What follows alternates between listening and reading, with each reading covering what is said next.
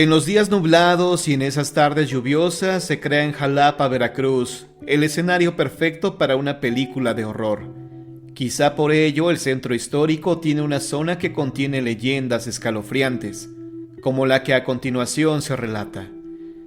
Dice la Conceja que hace mucho tiempo, unos habitantes del lugar decidieron construir una capilla cerca del parque, con el fin de tener un sacerdote que los apoyara religiosamente. Así comenzó a hacerse la tan esperada capilla, y cuando estuvo terminada, buscaron un párroco para que la atendiera. El tiempo pasaba y ningún sacerdote quería hacerse cargo de la capilla, sin explicación alguna. Meses de búsqueda fueron concluidos al encontrar a un joven sacerdote, recién salido del seminario, quien ocupó esa plaza. Entre los concurrentes de la nueva iglesia había una niña de alrededor de 12 años, que se distinguía por su sencilla belleza. El religioso le tenía simpatía y encanto desde que la vio. Con el paso del tiempo, ésta se convirtió para él en una obsesión y en un amor prohibido. Cuando la señorita cumplió 17 años y su belleza se había resaltado aún más, se enamoró de un joven que acababa de llegar de España, el cual también estaba muy enamorado de ella. Después de un breve noviazgo decidieron casarse. Carmen, que así se llamaba la joven, le dio la noticia a su confesor. Indignado y cegado por los celos, el párroco intentó convencerla de que no consumara ese matrimonio, asegurándole que su novio era un aventurero y cazafortunas. Ella hizo caso omiso a los comentarios y los preparativos de la boda continuaron. La tarde anterior a la ceremonia, Carmen fue a la parroquia para confesarse. El clérigo la recibió malhumorado, ya que al día siguiente tenía que oficiar la misa del casamiento. Su rabia fue creciendo mientras Carmen, en su devoción, cumplía el rito de la confesión. El hombre no se pudo contener y se abalanzó sobre ella con la finalidad de besarla. Después de una feroz lucha, él pudo dominarla y cometió, dicen, el deplorable acto de abusar de ella. En esos momentos cayó sobre Jalapa una horrible tormenta que, entre fuertes huracanadas, truenos y rayos, amenazaba con inundar la ciudad.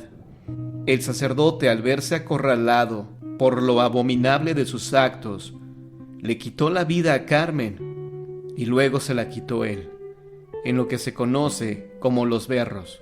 A partir de ese momento, un par de fantasmas deambulan por el parque, precisamente en los días nublados y de lluvia. Esta fue la leyenda del crimen en la capilla de Jalapa, Veracruz.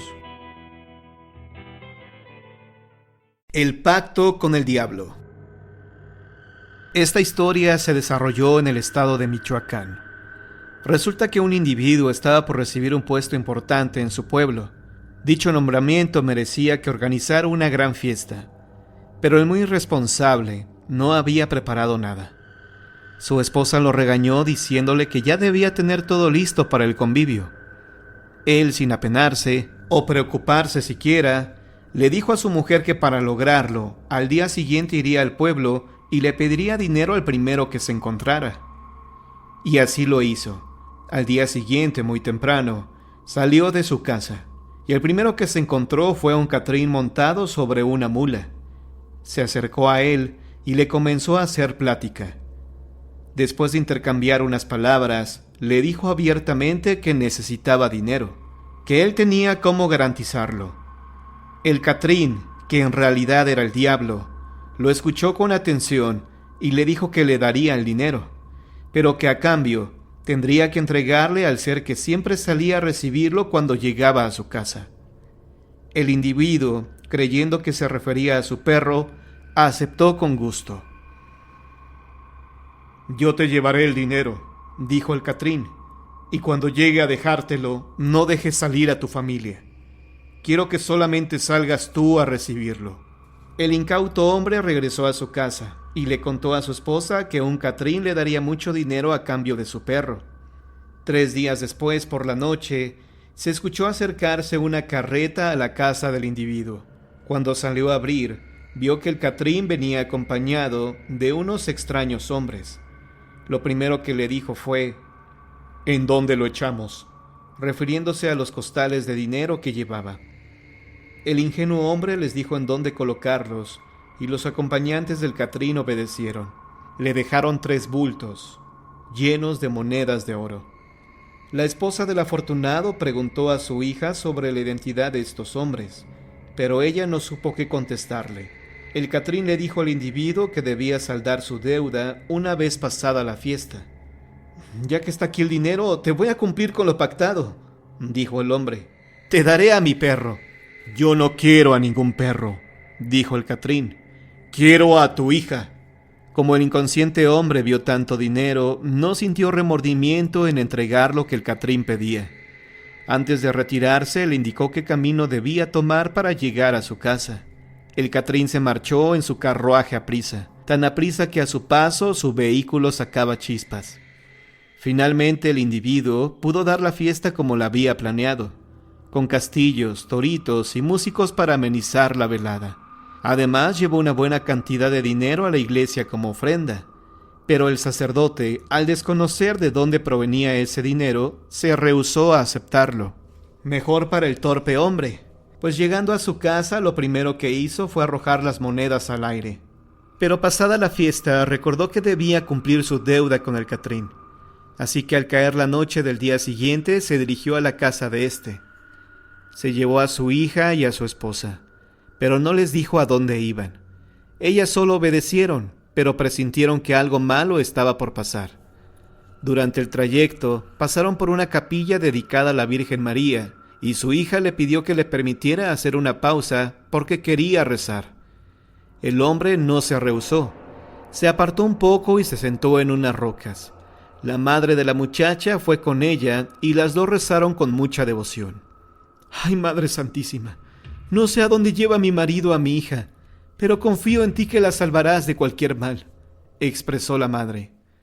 De repente, a ambas les dio mucho sueño y se quedaron dormidas. De acuerdo a la leyenda, la Virgen se levantó de su altar y adoptó la forma de la mujer y su hija. El individuo continuó el viaje acompañado por las que él creía eran su esposa e hija. En cuanto llegó a su destino, que era una casa grande con zaguán de acero, pidió a quien lo atendió hablar con el Catrín. El sirviente del diablo sintió desconfianza en cuanto vio a estas personas y se lo advirtió a su amo. «No me parecieron bien esas personas, amo». No obstante la advertencia de su empleado, el Catrín ordenó que pasaran. En cuanto estuvieron frente al Catrín, éste supo que lo habían engañado. Entonces le dijo al deudor: «Le agradeces a tu hija que por devota que fue, te ha salvado de la deuda que tenías conmigo. Esas que me traes son imágenes. Yo no te pedí eso. Anda, vete ya». El desvergonzado flojo no entendió a qué se refería el Catrín con eso de imágenes, pues él solo veía a su mujer e hija. El hecho es que salieron de ahí y regresaron a su casa. En el camino, las mujeres nuevamente le solicitaron pasar a la capilla, pues querían rezar. Al momento de entrar a la capilla, las dos se convirtieron en la figura de la Virgen, al mismo tiempo que despertaron madre e hija de verdad y volvieron a casa con su marido. Ya a salvo, la familia hizo una reconstrucción sobre lo que había pasado. Ante la extrañeza del caso, el irresponsable individuo comprendió que el Catrín no era otro que el mismísimo diablo. Se arrepintió de lo que había hecho y, debido al impacto de saber que había visitado el mismísimo infierno, falleció al poco tiempo. En Los Naranjos, como en muchos pueblos de Veracruz, hay más cantinas que escuelas. Ahí comenzó a circular el rumor de que un sujeto con traje de charro se estaba apareciendo en distintos lugares. Su atuendo era blanco con bordados de oro y llevaba un amplio sombrero. Una de esas apariciones ocurrió en la cantina de don Raúl Neri. Ahí un señor tomaba cerveza, cuando de pronto llegó dicho personaje, y después de saludarlo, le pidió que le invitara una copa. El señor dijo que lo sentía mucho, pero que solamente traía lo suficiente para pagar la cerveza que se estaba tomando. El otro le dijo que no era cierto, que sí traía dinero. «No, señor, no traigo. Si no, lo invitaba con mucho gusto». respondió el cliente. Entonces el charro le ordenó que buscara en el bolsillo del pantalón. Él lo hizo y, para su sorpresa, notó que traía una moneda grande y pesada. Cuando la sacó, vio que era un centenario de oro. El señor se alegró y volteó a ver al charro, que esbozó una leve sonrisa bajo el bigote. Así pues, el señor pidió una copa para el charro. Este la bebió de un solo trago, la dejó en la mesa y se retiró. Mientras el extraño salía de la cantina, el señor miró que en el pie derecho llevaba una bota con una espuela de plata, y que el izquierdo era una pata de gallo. Pasado el tiempo, numerosas personas del pueblo afirmaron haber visto al charro en muchos otros sitios. Sin embargo, una historia es memorable entre todas las demás. Se trataba del caso de don Felipe Lara, quien una tarde regresaba a su casa para almorzar. Había trabajado toda la mañana en el campo. Sin embargo, el sol abrasador de Veracruz y la desmañanada le estaban cobrando la factura. Por eso decidió hacer un alto y sentarse a la sombra de la ceiba que estaba a la orilla de la curva. Mientras descansaba, notó que en la tierra estaba un círculo dibujado. Recordó que el día anterior había visto jugar ahí a unos niños. Se acordó también la respuesta de los pequeños cuando les preguntó qué hacían. «Estamos jugando con nuestros amiguitos», respondieron. Entonces vio con atención el círculo que había trazado en el suelo con ayuda de una varita. Los niños le dijeron que servía para protegerse de las cosas malas que había por ahí. Distraídamente don Felipe borró parte del círculo con el pie y cerró los ojos. Estaba tan fatigado que se durmió. Al despertar se encontró con el misterioso charro. Don Felipe había escuchado a la gente del pueblo hablar de este personaje, pero nunca hizo caso. La manera en la que iba vestido el tipo era lo que más llamó su atención, pues no es común encontrar a personas con ese atuendo en aquella región. Trató de incorporarse para hacerle frente. Entonces vio que a sus pies se encontraba tirado un montón de monedas de oro. El sujeto le dijo que las monedas eran suyas, pero que se las regalaba. Cuenta don Felipe que al ver toda esa riqueza se quedó mudo de la impresión. El charro insistió en que lo tomara, pero él dijo que no. Entonces, quizá por venganza, el sujeto pronunció unas palabras extrañas. De inmediato un aire poderoso arrastró a don Felipe y lo levantó hasta las ramas de la ceiba, restregándole contra sus espinas. Ahí se quedó varias horas desmayado.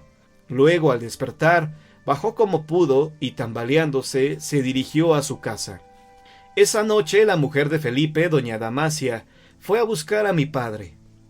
Solía ir con frecuencia a nuestra casa, pues mi papá sabía hacer limpias. En esa ocasión dijo que quien requería de sus servicios era su esposo. Mi padre la acompañó de regreso y encontró a don Felipe tirado en el catre, ardiendo en fiebre. Su ropa estaba en el suelo, hecha jirones. Antes de proceder con la limpia, lo examinó. Fue así como notó que tenía la espalda arañada y llena de sangre. «¿Qué le pasó, compadre?», preguntó mi papá. Entonces él le platicó lo sucedido y mi padre nos lo contó a nosotros. Don Felipe se recuperó y todo pareció regresar a la normalidad. Sin embargo, ahora creo que las cosas no sucedieron exactamente como él se las contó a mi papá. He llegado a sospechar que don Felipe no rechazó el ofrecimiento del charro. Digo esto porque este hombre siempre había sido muy pobre. Vivían en una casita de penca de maguey con un techo de 2 aguas, como todos en Los Naranjos. Era padre de muchos hijos a los que debía mantener. Pero después de lo ocurrido en la curva, reconstruyó su casa. Para eso empleó cemento. Este material era inusual en el pueblo, pues solo la gente de dinero lo utilizaba. Más tarde compró un refrigerador y luego televisión. Dicen que cuando su esposa necesitaba ir al centro de compras, don Felipe entraba a su cuarto y después de unos minutos salía y le daba dinero. Hasta la fecha, la casa de don Felipe es una de las más bonitas de Los Naranjos. Años después, durante la visita que le hice a mis padres, me encontré a don Felipe en las calles del pueblo. No lo había visto desde mi adolescencia. Quise saludarlo, pero me contuve al advertir que no me reconocía. En sus ojos advertí tristeza y miedo. Quizá estaba consciente de que no le quedaba mucho tiempo de vida, y que se acercaba el momento de pagar. con algo más que dinero. La deuda que había contraído con aquel extraño hombre la pagaría solamente con su alma.